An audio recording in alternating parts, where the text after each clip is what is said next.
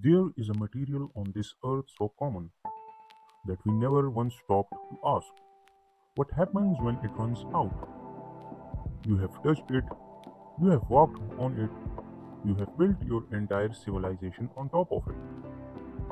And right now, quietly, invisibly, the world is running out of sand. Now, here is where it gets strange. Look out at the Sahara. Billions of tons of sand stretching to the horizon, and yet no one grain of it can build the city you live in. Desert sand is too smooth, too round, worn down by centuries of wind, until it can no longer hold together. What the world actually needs comes from somewhere far more fragile, riverbeds and the floor of the sea. Let me show you how far this has gone. In 1970, humanity used under 10 billion tons of sand a year. 50 years later, that number is 5 times higher, 50 billion tons every single year. And that's 18 kilograms of sand for every person on this planet every day. China alone poured more concrete in 3 years than America used in an entire century. But every grain taken has to come from somewhere. Rivers gorged so deep that bridges collapsed into the water below.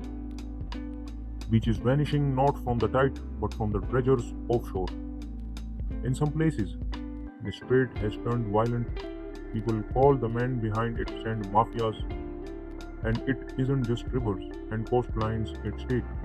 It's the 2.3 billion people whose lives depend on them.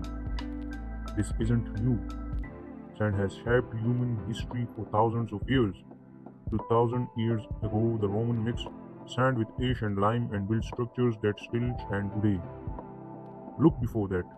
Our ancestors discovered they could melt sand itself into glass. But sand has caused conflict before too. In Hong Kong, over a century ago, the fight for sand grew so fierce that the government had to seize control of it. What's the difference now? Is that this is no longer local, it is global now. So, is there a way out? For this, scientists are testing alternatives: recycled concrete, volcanic ash, industrial waste repurposed into something useful. The United Nations has even called for sand to be treated the way we treat oil, as a strategic protected resource. But none of it matters unless demand itself begins to change.